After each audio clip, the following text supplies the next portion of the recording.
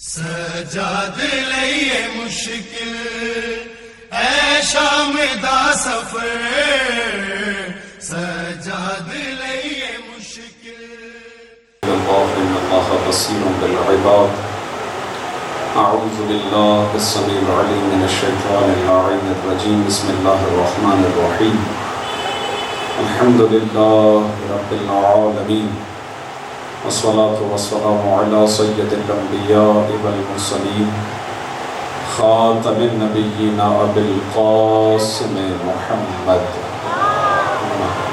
صلی علی محمد وعلی اہل بیتہ الطیبین الطاہرین، لا سیما بقیۃ اللہ فی الارضین، روحی وارواح العالمین لتراب مقدمہ الفداء، واللعنۃ الابدیۃ علی اعدائہم اجمعین۔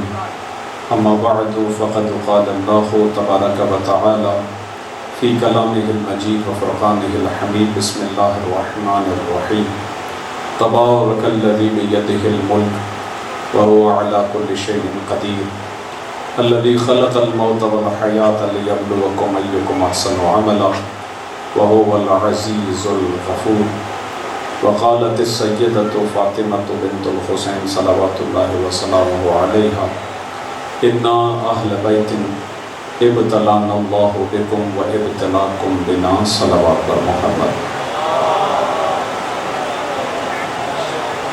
اس سے بھی بہتر درود بھیجیں محمد و علیہ۔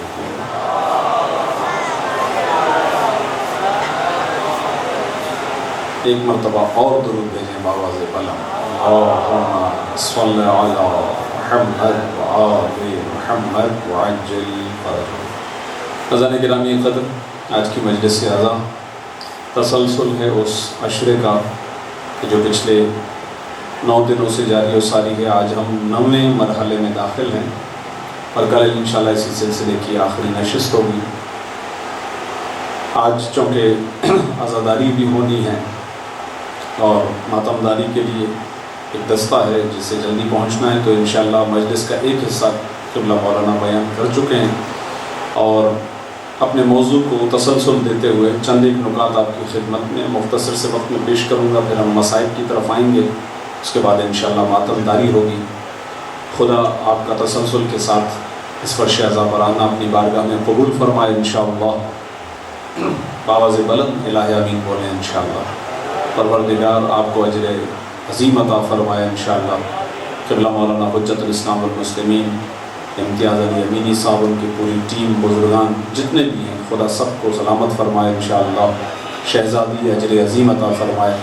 یہ جتنے ہمارے نوجوان ہیں ماشاءاللہ جو بہترین انداز سے مجلس اعزا کی تنظیمی امور کو، انتظامی امور کو دیکھ رہے ہیں، پروردگار ان کو بھی جزائے خیر عطا فرمائے انشاءاللہ۔ ایک بہترین صلوات بھیجیں اس تمام اعضاء کی قبولیت کے لیے۔ اللہ صلی علی محمد و آل محمد وعجل فرجہ۔ عشرہ اسیران شام کل عرض کیا آپ کی خدمت میں کہ ایام سجادیہ بھی ہیں، تو ذکر ہے ان اسیروں کا بھی، اور انہی اسیروں کا سالار امام سجاد ہے۔ یہ خمسہ، یہ جو ایام ہے خاص طور پر 21 سے، یہ عشرہ سجادیہ یا خمسہ سجادیہ کے نام سے مشہور ہے۔ تو کل بھی عرض کیا تھا، آج انشاءاللہ امام کی حیات طیبہ سے چند ایک جاتے ہیں۔ اس سے پہلے اس آیہ شریفہ کے ذیل میں گفتگو کرنا تھی تفصیل کے ساتھ، لیکن اب وقت نہیں ہے، تو میں کوشش کر رہا ہوں کہ ایک سمیٹا ہوا خلاصہ آپ کی خدمت میں پیش کروں، اور اس کی دلیل امام کے ایک واقعے سے دے کر میں مسائل کے لیے جاؤں گا۔ آپ کی توجہ انشاءاللہ سماعت کے لیے آمادہ ہے؟ ایک اور درود بھیجیں ذرا محمد و آل۔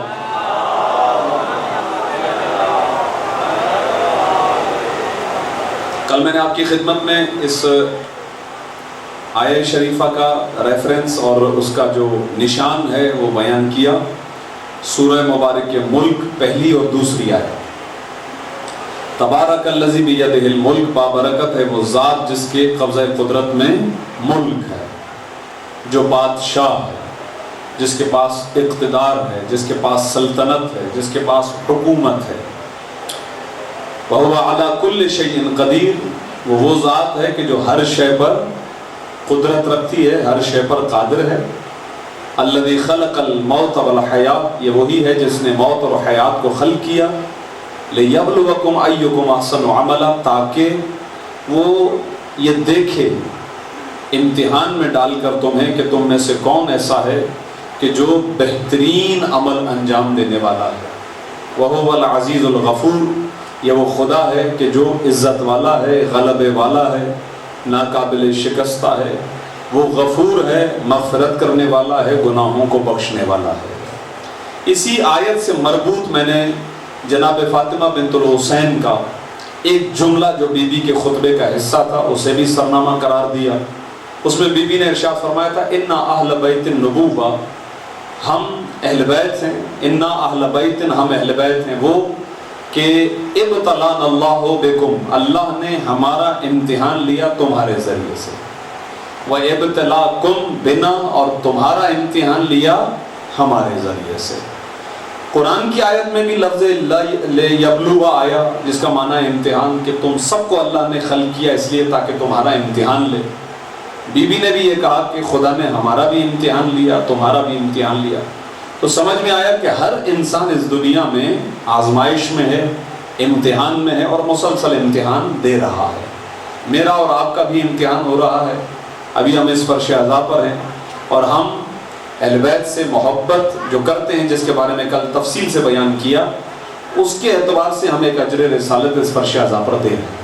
آج تھوڑی سی گفتگو آیہ شریفہ میں جو لفظ ملک آیا ہے، ہمارے ہاں ملک ایک جغرافیائی ٹکڑے کو کہتے ہیں، جیسے ملک پاکستان، ملک ایران، ملک عراق، اس طریقے سے۔ لیکن عربی میں ملک کا معنی ہے بادشاہت، ملک کا معنی ہے اقتدار، ملک کا معنی ہے سلطنت، ملک کا معنی ہے حکومت۔ تو خدا اس آیت میں یہ بتلانا چاہ رہا ہے کہ اقتدار میرا ہے، ہے توجہ میری طرف دیکھیے گا، نام خدا آپ میری طرف توجہ رکھیں، سارے جتنے بھی مومنین ہیں، زیادہ تفصیلی زحمت تو دینی نہیں ہے، تو 10-15 منٹ کی جو گفتگو ہے اس کے لیے میں چاہوں گا کہ آپ میری بات کو غور سے سماعت فرمائیں، مولا آپ کو سلامت رکھے۔ اور یہ جو بچے اٹھ رہے ہیں نا، تو یہ جو بڑے ہیں وہ پہلے سے ذرا آگے آ جائیں گے تاکہ بچوں کا اٹھنا مجلس کو ڈسٹرب نہ کرے۔ نوجوان اور یہ جو بڑے افراد بیٹھے ہیں ان سے التماس کروں گا 2 قدم آگے آ جائیں، بابا سے بلند صلوات بھیج دیں، محمد و آل محمد، اللہم صلی علی محمد و آل۔ ماشاءاللہ نوجوان میری طرف متوجہ رہیں، جو بزرگان بیٹھے ہیں خدا آپ کو سلامت رکھے، آپ کی عبادت قبول فرمائے۔ تو ملک کا کیا مطلب ہے؟ بادشاہت، اقتدار، حکومت، سلطنت۔ اور یہ کس کا حق ہے؟ خدا کا۔ پروردگار فرماتا ہے بابرکت وہ ذات جس کے ہاتھ میں ملک ہے، حکومت اسی کی ہے، اقتدار اس کا ہے۔ یہ وہ سوال ہے کہ جو کل قیامت کے دن خدا تمام مخلوق سے پوچھے گا کہ تم میں کئی ایسے تھے جو اپنے آپ کو دنیا میں بادشاہ بنا بیٹھے، لیکن آج تم ذلیل اور حقیر ہو کر میرے سامنے آئے ہو۔ لمن الملک، یہ وہ سوال ہے جو قرآن میں بھی ہے، لمن الملک، ذرا بتاؤ آج بادشاہت کس کی ہے، آج حکومت کس کی ہے، آج اقتدار کس کا ہے؟ تو سب جواب دیں گے کہ اقتدار تیرا ہے، اس کا ہے جو مالک حقیقی ہے، جو جبار ہے، جو واقعاً وہ خدا ہے کہ جس کا اختیار ہی ملک پر تھا، اس کی اپنی حکومت تھی، ذاتی حکومت۔ اور فرمایا یہ آیہ شریفہ ذہن میں رہے۔ اب آئیے، میں نے عرض کیا کہ کئی بادشاہوں نے دنیاوی اقتدار حاصل کیا، اپنے آپ کو بادشاہ مطلق سمجھ لیا، ان میں سے ایک یزید ملعون بھی ہے۔ اور فرمائیے گا، میں نے جان بوجھ کر اس آیہ شریفہ کا انتخاب کیا کہ اس آیت پر تھوڑا سا تفصیل سے اس جہت سے بھی بحث کرنی تھی کہ جب یہ قافلہ، اہل بیت کا یہ قافلہ یزید کے دربار میں پہنچا تو یزید نے قرآن کی آیات پڑھی۔ سورہ مبارک آل عمران میں یہ آیت ہے، قل اللہم مالک الملک تؤتی الملک من تشاء وتعز من تشاء وتذل من تشاء بیدک الخیر۔ غور فرمائیے گا، دیکھیں میں نے جو آیات پڑھی ہیں سرنامے میں اس سے ریلیٹڈ اور مربوط یہ آیت ہے جو ابھی پڑھی۔ قل اللہم مالک الملک تؤتی الملک من تشاء وتنزع الملک ممن تشاء وتعز من تشاء وتذل من تشاء بیدک الخیر انک علی کل شیء قدیر۔ غور فرمائیے گا، یزید نے جب امام سجاد کو دیکھا، جناب زینب کو دیکھا، یہ ہستیاں دربار میں آئیں تو یزید نے یہ آیت پڑھی۔ یہ آیت وہ ہے جو اللہ کے رسول نے قرآن کا کلام سمجھتے ہوئے سب کے سامنے پڑھی، مسلمانوں کے سامنے پڑھی، لیکن اب لوگ اس کو کیسے اپنے لیے استعمال کرتے رہے. یزید نے بھی استعمال کیا. قل اللہم مالک الملک، کہو کہ اللہ وہ ہے کہ جو ملک کا مالک ہے. اس میں تو کوئی شک نہیں ہے، ملک اللہ کے لیے. اور وہی سورہ مبارک کے ملک کی پہلی آیت بتا بھی رہی ہے کہ ملک اللہ کا، بادشاہت اللہ کی ہے. اب وہ اگلی آیت ہے کہ تؤتی الملک من تشاء. اب یہ اس کی مرضی ہے کہ وہ اپنا ملک جسے دے دے. ہے قرآن کی آیت، ہے قرآن کی آیت. اقتدار، بادشاہت، سلطنت، حکومت ہے اللہ کی. قرآن کہہ رہا ہے سورہ مبارک آل عمران میں اب خدا کی مرضی ہے، جس کو حاکم بنائے، جس کو مالک بنائے، جس کو اقتدار دے، جس کو حکومت دے. قل اللہم مالک الملک تؤتی الملک من تشاء. خدا جس کو چاہے اسے ملک دے دے. یہ آیت یزید کیوں پڑھ رہا ہے؟ کیونکہ یزید نے اپنے دربار میں جتنے بھی لوگوں کو بٹھایا ہوا ہے، اہل بیت کے آنے کے بعد یہ بیان کرنا چاہتا تھا کہ یہ جو میں بھی تخت پر بیٹھا ہوں یہ اللہ نے بٹھایا ہے. یعنی آیت پڑھ رہا ہے لیکن آیت کے ذریعے سے جو استنباط ہو رہا ہے، نتیجہ دے رہا ہے، وہ غلط ہے. یعنی یہ کہنا چاہ رہا ہے کہ یزید کو گویا یزید یہ کہنا چاہ رہا ہے کہ مجھے اللہ نے ملک دیا ہے. اب جو ہے آپ حضرات کی انشاءاللہ بات مشکل تو نہیں ہو گئی ہے. قرآن کی آیت پہلے پڑھی ہے میں نے، پھر یہ دوسری قرآن کی آیت تھی جو یزید اپنے فائدے میں استعمال کر رہا ہے کہ تؤتی الملک من تشاء. خدا ملکیت دے دیتا ہے جس کو چاہے، جس کو چاہے اسے ملک دے دیتا ہے. اس آیت کے ذریعے سے وہ یہ ثابت کرنا چاہ رہا تھا کہ میں جو ابھی تخت پر بیٹھا ہوں، میرے پاس یہ جو ملک ہے، اقتدار ہے، یہ مجھے اللہ نے دیا ہے. بیدک الخیر، اس کے ہاتھ میں خیر ہے. جو آیت سرنامے میں پڑھی ہے اس کے اندر کیا تھا؟ بیدہ الملک، ملک اس کے ہاتھ میں. بیدک الخیر، تیرے ہی ہاتھ میں خیر ہے. انک علی کل شیء قدیر، بالتحقیق تو ہر شے پر قادر ہے. اس آیت میں خدا فرماتا ہے وَهُوَ عَلَى كُلِّ شَيْءٍ قَدِيرٌ، وہ ہر شے. بالکل آیات ملتی جلتی، لیکن یزید ان آیات کو اپنے لیے، اپنے فائدے میں استعمال کر رہا کہ اللہ کا ہی ملک ہے لیکن وہ جسے چاہے ملک دے دے. یہ میں فقط نوجوانوں کے لیے تکرار کر رہا ہوں، صحیح طریقے سے سوال، بس اس کا جواب آئے گا گفتگو ختم ہو جائے گی. کہ اقتدار ہے خدا کے لیے، جسے چاہے دے دے. اور اب چونکہ میں اقتدار پر بیٹھا ہوں تو حسین ابن علی کو جو میں نے قتل کیا، کیونکہ وہ بھی اقتدار چاہتے تھے. انہوں نے قیام اس لیے کیا کیونکہ وہ بھی چاہتے تھے کہ اقتدار میرا حق ہے. یزید کہہ رہا ہے. جبکہ امام علیہ الصلوۃ والسلام نے نکلتے وقت کہا تھا کہ انی لم اخرج اشرا ولا بطرا ولا مفسدا ولا ظالما. میں اس لیے نہیں نکل رہا ہوں کہ میں حکومت بناؤں، میں اس لیے نہیں نکل رہا ہوں کہ ظلم کروں، میں اس لیے نہیں نکل رہا ہوں کہ فساد کروں، میں توسیع پسندی یا زمین پر قبضے کے لیے نہیں نکل رہا ہوں، بلکہ میرا مقصد وہی ہے جو میرے نانا رسول اللہ کا مقصد ہے. میرے چلنے کا وہی مقصد ہے جو میرے بابا علی ابن ابی طالب کا مقصد ہے. میں اسی راستے پر ہوں کہ جس پہ میرا جد اور میرا بابا علی ابن ابی طالب تھا. لیکن یزید پوری دنیا کے سامنے یہ ثابت کرنا چاہتا ہے کہ حسین بھی اقتدار چاہتے تھے لیکن اللہ نے نعوذ باللہ من ذالک اسے قتل کیا. یہی وہ جملہ تھا جو ابن زیاد نے کہا، یہی وہ جملہ تھا جو یزید نے کہا کہ حسین کو اللہ نے قتل کیا. اور مجھے جو اقتدار ملا ہے تو خدا نے قرآن میں کہا تو الملک من تشاء، خدا جسے چاہے ملک دے دے، خدا جسے چاہے بادشاہت دے دے. تو یہ جو مجھے بادشاہت ملی ہے یہ مجھے اللہ نے دی ہے. یہ تھا یزید کا مدعا، دعویٰ. غور فرمائیے. اب اس کا جواب انشاءاللہ کل آپ کی خدمت میں بالتفصیل، تفصیل کے ساتھ کل آئے گا، امام سجاد کے کلام کی روشنی میں اور شہزادی زینب کے کلام کی روشنی میں. کل انشاءاللہ آپ کی خدمت میں تفصیل سے عرض کروں گا. آج قرآن کی آیت پر رہتے ہوئے 2 سے 4 فقرات اور آپ کی زحمتیں تمام. ملک اللہ کا ہے. اللہ نے ملک دیا کس کو؟ یہ ایک سوال ہے. تو مسلمان اس پہ متفق ہیں کہ خدا نے یہ ملک اپنے انبیاء کے حوالے کیا. مثلا جب حضرت آدم کو بھیجا تو کہا کہ انی جاعل فی الارض خلیفہ، میں زمین پر اپنا نمائندہ بنانا چاہتا ہوں. یعنی اس کا مطلب یہ ہے کہ اپنا نمائندہ بنا کر بھیج کے ملک حضرت آدم کے حوالے کیا.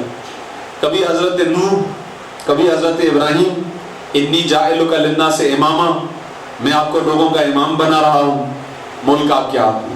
کبھی یہ ملک حضرت موسیٰ کے ہاتھ میں، کبھی یہ ملک حضرت عیسیٰ کے ہاتھ میں. غور فرمائیے گا، خدا جسے دینا چاہے دے دے. اس میں تو کوئی اختلاف نہیں ہے کہ آدم کو دیا، ابراہیم کو دیا، موسیٰ کو دیا، عیسیٰ کو دیا، نوح کو دیا. اچھا اس میں تو واقعاً کوئی اعتراض نہیں ہے کہ یہ ملک ہمارے نبی حضرت محمد مصطفیٰ صلی اللہ علیہ وسلم، صلی اللہ محمد، اس میں تو کوئی اختلاف نہیں ہے کہ رسول اللہ کے، ایسا تو نہیں ہے نا کہ رسول اللہ جب آئے تو اپنے ساتھ کوئی بادشاہ بھی لے آئے. یہ تو نہیں ہے کہ رسول اللہ تو دین سکھا رہے ہوں، ساتھ ساتھ میں اللہ کے رسول اللہ نے ایک شخص کو بنایا ہو کہ تو دنیاوی معاملات دیکھ، تو میرا بھی مالک ہے، تو بادشاہ ہے. ایسا تو نہیں ہے، بلکہ جو نبی ہے وہی ہادی ہے، وہی ملک چلاتا ہے، وہی دنیا اور آخرت کا سامان اپنے ہاتھ میں رکھتا ہے، اسی کے اختیار میں سب کچھ ہے. ایسا ہی ہے. آپ میرے ساتھ ہیں انشاءاللہ. بات مشکل تو نہیں ہو رہی، میں جلدی جلدی سے بات کر رہا ہوں اور میری مجبوری ہے، لیکن اتنا بھی تیز سے بات نہیں کر رہا کہ آپ کو واضح نہ ہو سکے. بالکل بات ہے واضح. تو اللہ کے رسول بھی آئے تو وہ خود صاحب اختیار تھے، ہر فیصلہ ان کے اپنے ہاتھ میں تھا، جو کچھ بھی فیصلہ کرتے تھے خود کرتے تھے. ایسا نہیں تھا کہ رسول اللہ کے اوپر کوئی اور ہو کہ جسے دنیاوی بادشاہ بنا کر اللہ کے رسول نے بٹھایا ہو کہ چونکہ میں تو اللہ کے رسول کے، میں تو اللہ کی طرف سے آیا ہوں، مجھے دین کا پتہ ہے، دنیا کا پتہ نہیں ہے، لہذا دنیا کی معلومات یہ بادشاہ، دنیا کے مسائل یہ بادشاہ دیکھے گا. ایسا کچھ ہے؟ کسی کی معلومات میں ہو تو مجھے بتائیے گا. لیکن بہرحال حضرت آدم سے لے کر حضرت خاتم تک ایسا دکھائی نہیں دیا، بلکہ جو بھی نبی آیا، جو بھی رسول آیا، جو بھی حجت خدا کی طرف سے آئی، اس کا طریقہ کار یہی تھا کہ اللہ کی طرف سے اس کے پاس اختیارات تھے. وہ کائنات میں تصرف کر رہا تھا، وہی ہدایت کر رہا تھا، وہی انسانوں کو دنیا اور آخرت کے نفع بتلا رہا تھا، وہی دنیا میں جینے کا سلیقہ بھی سکھا رہا تھا، آخرت کے عذاب سے بچنے کا طریقہ بھی سکھا رہا تھا. ایسی کوئی تقسیم نہیں تھی کہ کہا جائے کہ یہ نبی آپ کو دنیا دکھائے گا، دین بتائے گا، لیکن دنیا کے لیے ہم کسی دنیا دار کو بناتے ہیں. ایسا نہیں تھا. تو مجھے یہ بتائیے، جب اللہ کی سنت میں آدم سے لے کر خاتم تک ایسا کوئی طریقہ رائج ہی نہیں تھا، تو اللہ کے رسول کے بعد امت کو کس نے یہ اختیار دیا کہ یہ طریقہ بنا لے؟ صلوات بھیجئے محمد و آل محمد. دیکھیں میں آپ کی خدمت میں عرض کروں کہ یہ میری آج کی مجبوری ہے کہ اتنی یہ مشکل بحث ہے جس کو میں نے سمیٹا ہے 10 سے 15 منٹ کے اندر. نہیں، اختیار نہیں ہے، بلکہ خدا نے قرآن میں سورہ مبارک مائدہ آیت نمبر 55 میں ارشاد فرمایا، انما ولیکم اللہ ورسولہ والذین آمنوا الذین یقیمون الصلاۃ ویؤتون الزکاۃ وہم راکعون. ملک جس اللہ کا ہے فقط وہ تمہارا ولی ہے، اس کا رسول تمہارا ولی ہے، اور وہ لوگ تمہارے ولی ہیں کہ جو حالت رکوع میں زکوٰۃ ادا کرتے ہیں. کسی نے اختلاف نہیں کیا کہ اللہ کے رسول کی زندگی میں حالت رکوع میں اگر کسی شخص نے زکوٰۃ دی ہو اور اس کے لیے آیت اتری ہو تو وہ سوائے ذات علی ابن ابی طالب کے کوئی اور نہیں ہو سکا ہے. صلوات بھیجئے محمد و آل محمد. تو ولی اور ولایت مولا علی کے لیے ثابت ہے. ٹھیک، پھر دوسری آیت پڑھتا ہوں، سورہ مبارک رعد کی آیت نمبر 13 ہے، انما انت منذر ولکل قوم ہاد. اے رسول آپ منذر ہیں، ڈرانے والے ہیں، اور ہر قوم کے لیے کوئی نہ کوئی ہادی ہے، ہر قوم کی کوئی نہ کوئی ہدایت کرنے والا ہے. ایک نہیں کئی صحابہ نے پوچھا، یا رسول اللہ آپ کے بعد ہادی کون؟ حضرت ابن عباس روایت کرتے ہیں کہ جب یہ آیت شریفہ نازل ہوئی تو اللہ کے رسول نے اپنی طرف اشارہ کر کے فرمایا، انا المنذر، میں ڈرانے والا ہوں، اور اپنا ہاتھ علی ابن ابی طالب کے سینے پر رکھ کر ارشاد فرمایا، یا علی انت الہادی، اے علی میں ڈرانے والا ہوں اور اللہ نے تجھے میری امت کا ہادی بنایا ہے. اے علی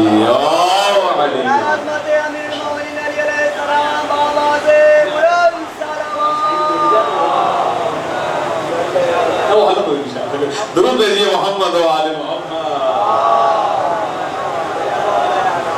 اب آگے نے مجھے 2 2-4 منٹ کی اجازت دی تو میں پھر قرآن کی کچھ آیتیں اور آپ کو ہدیہ کرنا چاہتا ہوں. توجہ کا طالب. اللہ کے رسول کے بعد یہ ولایت، یہ اقتدار، یہ حکومت حق ہے اہل بیت کا. 2 آیتیں میں نے آپ کی خدمت میں ہدیہ کر دی. تیسری آیت سورہ مبارک آل عمران آیت نمبر 103 وَاعْتَصِمُوا بِحَبْلِ اللَّهِ جَمِيعًا وَلَا تَفَرَّقُوا. آپس میں تفرقہ نہ کرو، آپس میں مت لڑو، اور اللہ کی رسی کو مضبوطی سے تھام لو. وَاعْتَصِمُوا بِحَبْلِ اللَّهِ، اللہ کی رسی کو مضبوطی سے تھام لو اور آپس میں تفرقہ نہ کرو، آپس میں مت لڑو. بھائی یہ اللہ کی مضبوط رسی کیا ہے؟ تو چلیے امام شافعی سے پوچھتے ہیں. امام شافعی کا تعارف آپ کے ذہنوں میں ہے. ان کا ایک دیوان ہے، ان کے اشعار کی کتاب ہے. وہ اس کے اندر ایک شعر لکھتے ہیں اور وہ اسی آیے شریفہ کے ذیل میں لکھتے ہیں. وہ کہتے ہیں کہ لما رأیت الناس قد ذهبت بهم مذاہبهم فی ابحر الغی والجہل.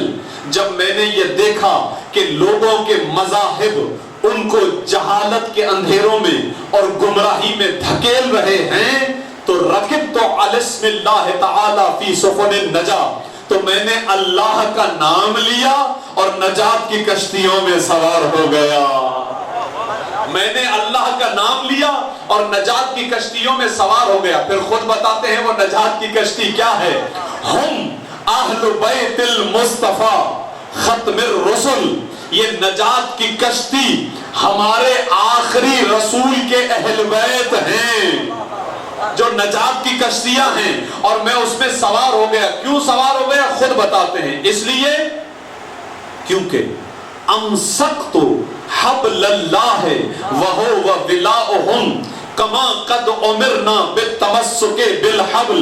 کیونکہ اللہ نے قرآن میں یہ کہا ہے کہ اللہ کی رسی کو مضبوطی سے تھام لو اور آپس میں تفرقہ نہ کرو. تو میں نے امسکت حبل اللہ، میں نے اللہ کی رسی کو مضبوطی سے تھام لیا. پھر خود بتاتے ہیں کہ یہ اللہ کی رسی کیا ہے. وَهُوَ وَلَاؤُهُمْ، یہ اہل بیت کی ولایت ہی اللہ کی مضبوط رسی ہے.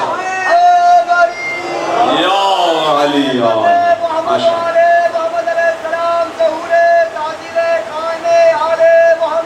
ماشاء اللہ.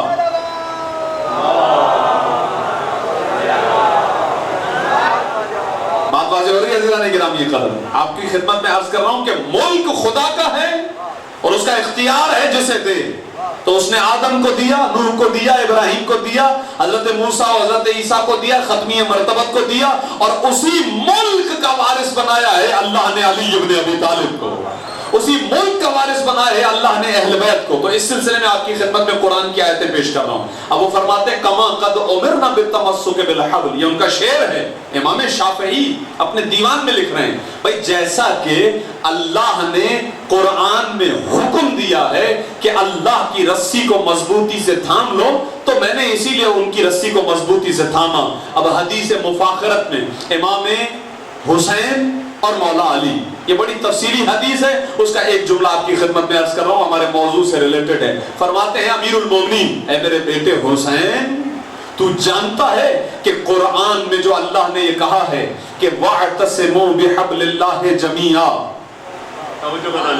وَاعْتَصِمُوا بِحَبْلِ اللَّهِ جَمِيعًا وَلَا تَفَرَّقُوا. اے میرے بیٹے حسین کہ جو اللہ نے قرآن میں کہا ہے کہ اللہ کی رسی کو مضبوطی سے تھام لو، آپس میں تفرقہ نہ کرو. اے میرے بیٹے حسین، اللہ کی وہ مضبوط رسی میں علی ابن ابی طالب ہوں. میں علی اللہ کی وہ مضبوط رسی ہوں. لہذا قرآن نے سورہ مبارک انعام میں پروردگار عالم ارشاد فرماتا ہے ان ھذہ صراطی مستقیما فاتبعوہ، یہی میرا سیدھا راستہ ہے اور تمہیں چاہیے کہ اس راستے کی اتباع کرو. ولا تتبعوا السبل فتفرق بکم عن سبیلہ. یہ سورہ مبارک انعام کی آیتیں پڑھ رہا ہوں آپ کی خدمت میں. اور ادھر ادھر کے راستوں کی طرف مت جاؤ، اس لیے کہ اگر تم نے ان راستوں کی پیروی کی تو تم اس راستے سے ہٹ جاؤ گے جو میرا راستہ ہے. یہ خدا قرآن میں کہہ رہا ہے.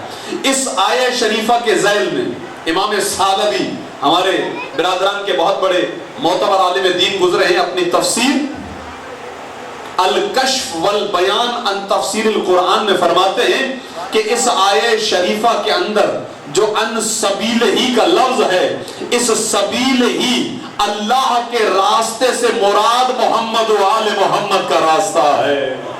اور جو خدا قرآن میں کہہ رہا ہے ان ھذا صراطی مستقیما، یہی میرا راستہ ہے، تم اس راستے کی اتباع کرو، یہ راستہ علی ابن ابی طالب کا راستہ ہے۔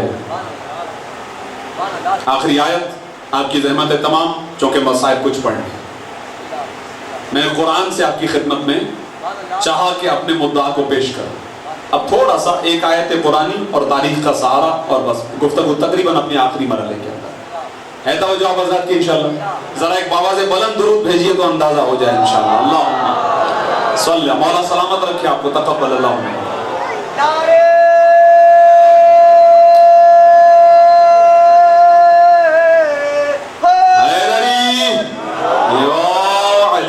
یہ آیت آپ سب کے ذہنوں میں، سورہ مبارک نساء کی آیت نمبر 59، یا ایھا الذین آمنوا اطیعوا اللہ واطیعوا الرسول واولی الامر منکم۔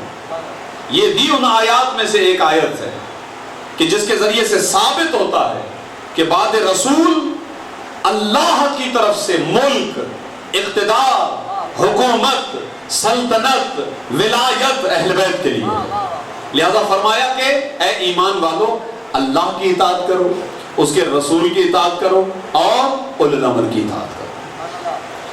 حضرت جابر ابن عبداللہ انصاری، اب کون ہے جو جن کا نام نہ سنا ہو کسی نے؟ ابھی ماشاءاللہ مجلس اعزا کا آغاز ہوا ہوگا، حدیث قصہ، حدیث قصہ کے راوی ہیں حضرت جابر۔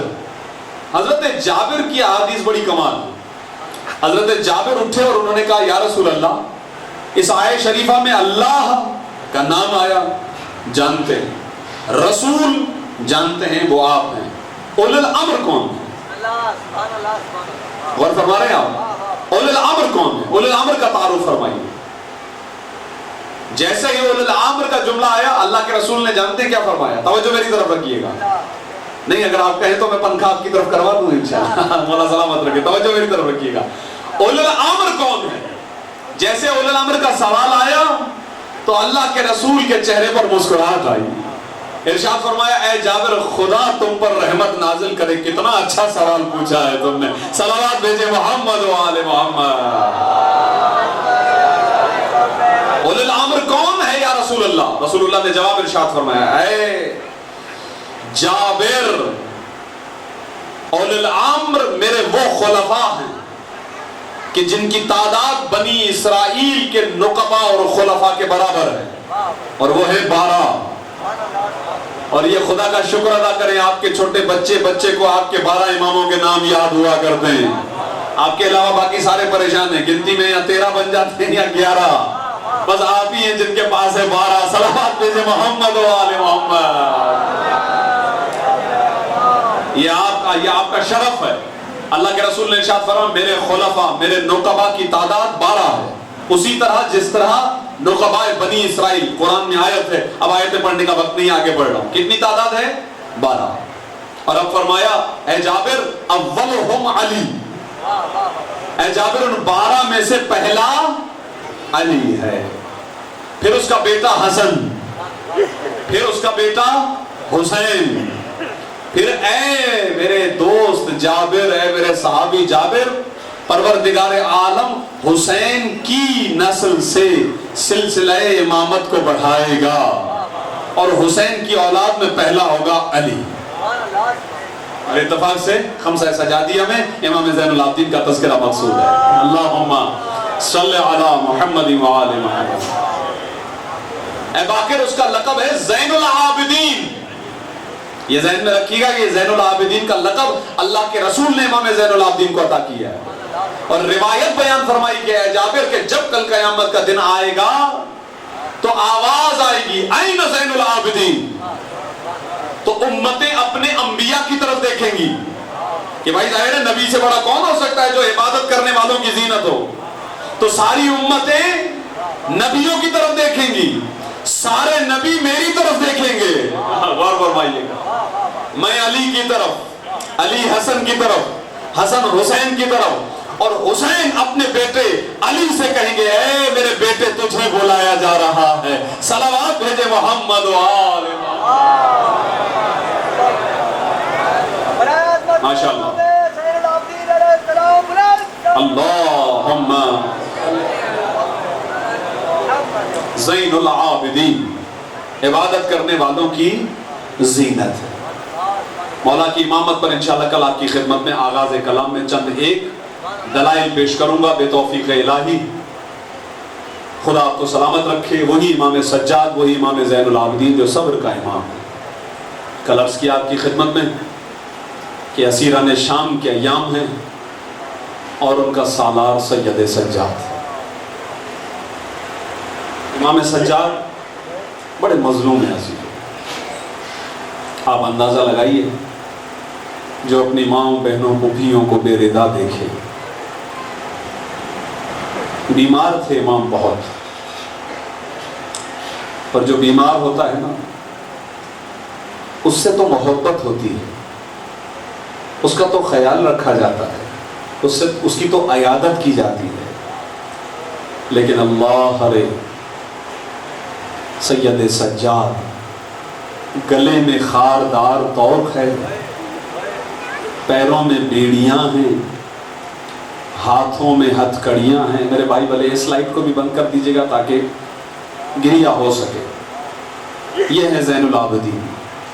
پھر امام کو نہایت ہی لاغر اور کمزور اونٹ پر بٹھایا گیا، جس میں کجاوا نہیں ہے، جس میں محمل نہیں ہے۔ پھر میرے مولا کے پیروں میں دونوں طرف سے رسیوں کو باندھ دیا گیا تھا، اور اس حالت میں اگر سید سجاد کی آنکھوں سے کسی وقت بھی آنسو بہ جاتے تھے تو میرے مولا کو تازیانے مارے جاتے تھے۔ عزیزو خدا آپ کو سلامت رکھے۔ کل عرض کیا تھا کہ یہ قافلہ شام کے قریب پہنچ رہا ہے، اور یہ کتنا بڑا سفر تھا جو میرے مولا کو کبھی پیدل کروایا گیا ہے۔ یہاں تک کہ روایت کہتی ہے کہ ایک مقام پر میرے مولا کو جب زمین پر بٹھایا گیا تو میرے مولا نے اپنے پیروں کو پھیلا دیا تھا۔ جناب سکینہ قریب آئی، کہنے لگی بھیا میں نے آج تک آپ کو پاؤں پھیلا کر بیٹھے ہوئے نہیں دیکھا ہے، آج آپ اپنے پاؤں کیوں پھیلا کر بیٹھے ہیں؟ کہا میری بہن میرے پاؤں میں آبلے پڑ چکے ہیں اور ان آبلوں کے اندر کانٹے چبھے ہوئے ہیں۔ اے میری بہن میں اپنے پیر زمین پر نہیں رکھ سکتا، اسی لیے میں نے اپنے پیروں کو پھیلا دیا ہے۔ اتنا مظلوم ہے ہمارا امام عزیزو، پشت زخمی ہے، خون بہ رہا ہے، گلے سے خون بہ رہا تھا، گلے میں خاردار توق تھا، گلے کو بلند نہیں کر سکتے تھے، اور اسی حالت میں میرے مولا کو شام کے دروازے پر روک لیا گیا۔ میں چند ایک مصیبتیں پڑھوں گا، ماتمدار آ چکے ہیں، عزادار آ چکے ہیں، انشاءاللہ نوحہ پڑھیں گے، بس ایک دو مصیبتیں شام کی سنیے گا، مجھے اجازت دیجیے گا۔ بس روایت کہتی ہے کہ ایک مرتبہ جب دروازہ قریب آیا تو شہزادی زینب کبریٰ نے شمر کو بلایا، کہا اے شمر اس دروازے پہ بلوائے عام ہے، اے شمر اس دروازے پہ نامحرموں کا ہجوم ہے۔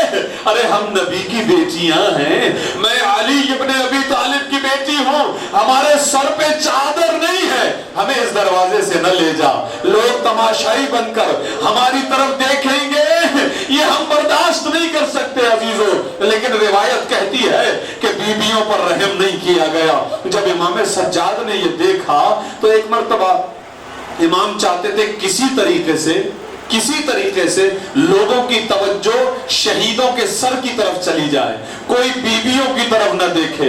تو روایت کہتی ہے، ایک راوی ہے سالم بن سعدی، وہ کہتا ہے کہ میں امام سجاد کی خدمت میں پہنچا، جب مجھے پتا چل گیا کہ یہ میرے مولا ہیں تو میں رونے لگا۔ میں نے کہا مولا اس لمحے میں آپ کی کوئی مدد کر سکتا ہوں، خدا کسی غیرت مند کو یہ منظر نہ دکھائے۔ امام سجاد نے ایک جملہ کہا، اے سہل ذرا یہ بتا تیرے پاس کچھ پیسے ہیں؟ اے سہل تیرے پاس کچھ پیسے ہیں؟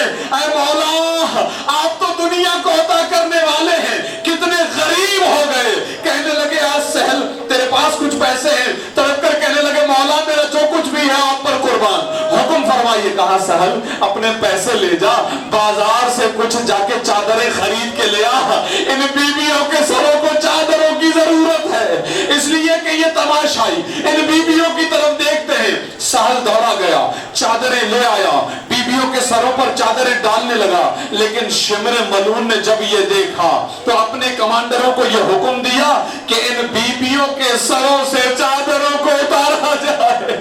रिवायत कहती है ये मलऊन अपने हाथों में लंबे लंबे नेज़े लिए हुए बीबियों के सरों में चुभोते चादरों को उतारते थे। बस एक मरतबा ये काफिला बाजार शाम में दाखिल हुआ। यही तो वो मंजर है जिसको सोच के आपका और मेरा गरीब इमाम रोता रहा।